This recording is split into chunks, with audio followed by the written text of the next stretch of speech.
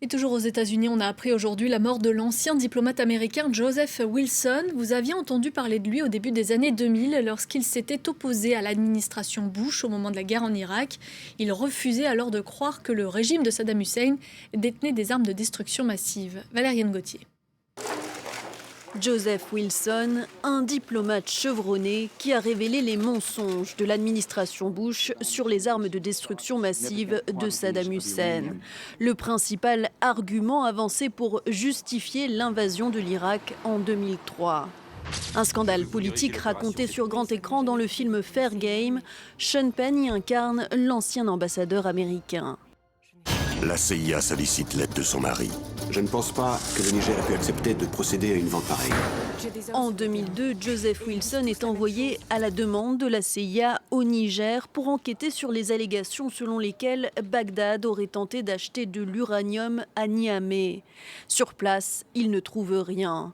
Il le fait savoir publiquement dans une tribune intitulée « Ce que je n'ai pas trouvé en Afrique », publiée par le New York Times 4 mois après le déclenchement de l'intervention en Irak. Joseph Wilson y affirme que les États-Unis sont entrés en guerre sous de faux prétextes. Une semaine plus tard, des journalistes révèlent que son épouse, Valerie Plame, est un agent de la CIA. Les torts causés par l'administration Bush à ma famille et à moi-même ne sont rien en comparaison à ce qui a été fait à nos soldats et à leurs familles avec cette guerre en Irak.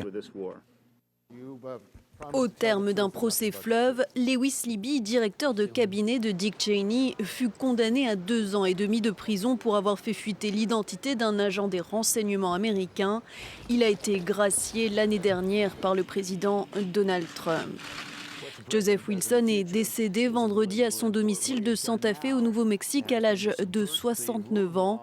Valerie Plame brigue un siège au Congrès en 2020. Dans son clip de campagne, elle affirme avoir des comptes à régler avec l'actuel locataire de la Maison-Blanche. Mr. President, I've got a few scores to settle.